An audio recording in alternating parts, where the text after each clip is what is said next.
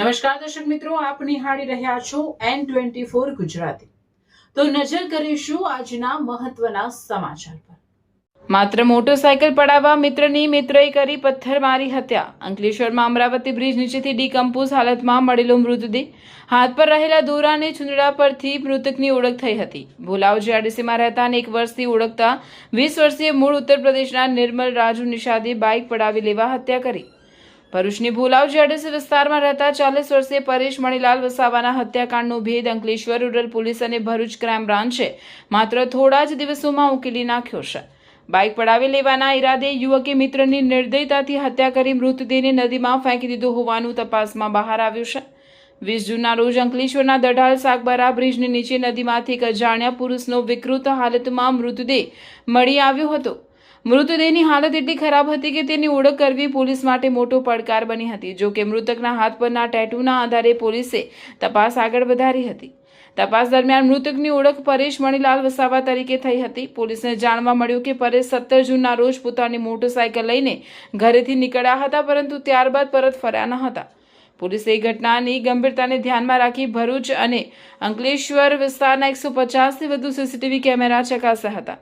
ફૂટેજમાં ચોંકાવનારી હકીકત સામે આવી હતી। પરેશ વસાવાની મોટરસાયકલ કોઈ અજાણ્યો વ્યક્તિ ચલાવી રહ્યો હતો, જ્યારે પરેશ વસાવા પાછળ બેઠેલા જોવા મળ્યા હતા। ફોરેન્સિક પોસ્ટમોર્ટમ રિપોર્ટમાં મૃતકને ગંભીર ઇજાઓ પહોંચાડવામાં આવી હોવાનું બહાર આવતા હત્યાનો ગુનો નોંધાયો હતો। ત્યારબાદ પોલીસની અલગ અલગ ટીમોએ ટેકનિકલ સર્વેલન્સ, હ્યુમન ઇન્ટેલિજન્સ અને ગ્રાઉન્ડ લેવલની તપાસનો સહારો લીધો હતો। સતત વોચ અને ગુપ્ત માહિતીના આધારે પોલીસે આખરે 20 વર્ષીય નિર્મલ રાજુ નિષાદને ઝડપી પાડ્યો હતો। પૂછપરછ દરમિયાન આરોપીએ મોટરસાયકલ પડાવી લેવા માટે પરેશ વસાવાની હત્યા કરી હોવાનું કબૂલ્યું હતું।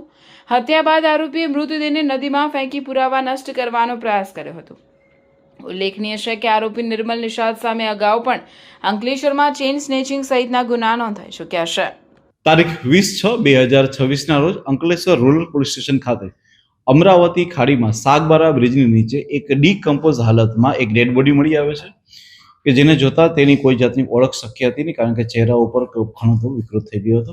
આ હાલતમાં પોલીસ દ્વારા તાત્કાલિક જ સુરત ખાતે ફોરેન્સિક એફએસએલ કરવા માટે ડેડ બોડીને મોકલી દેવામાં આવે છે અને ત્યારબાદ ડેડ બોડીના ફોટા અને બધું લઈ અને વ્યક્તિની ઓળખાણ માટે ખૂબ પ્રયત્ન કરવામાં આવે છે, જેને આધારે અલગ અલગ અનેક સીસીટીવીઓ, ત્યારબાદ અલગ અલગ જગ્યાએ તેના હાથ પરના છૂંદડા, એના કપડાનું વરણ, આ બધું કરીને અઢળક જગ્યાએ તેના ફોટોગ્રાફર દેખાડવામાં આવે છે। 150થી વધારે સીસીટીવી ચેક કરવામાં આવે છે અને જેને આધારે જે મૃતક છે તેનું નામ પરેશ મણીલાલ વસાવા, ઉંમર વર્ષ 40, જે રહે દૂધપરા ડેરી નજીક ભોલાવ જીઆઈડીસી ખાતે તે હોવાનું મળી આવે છે।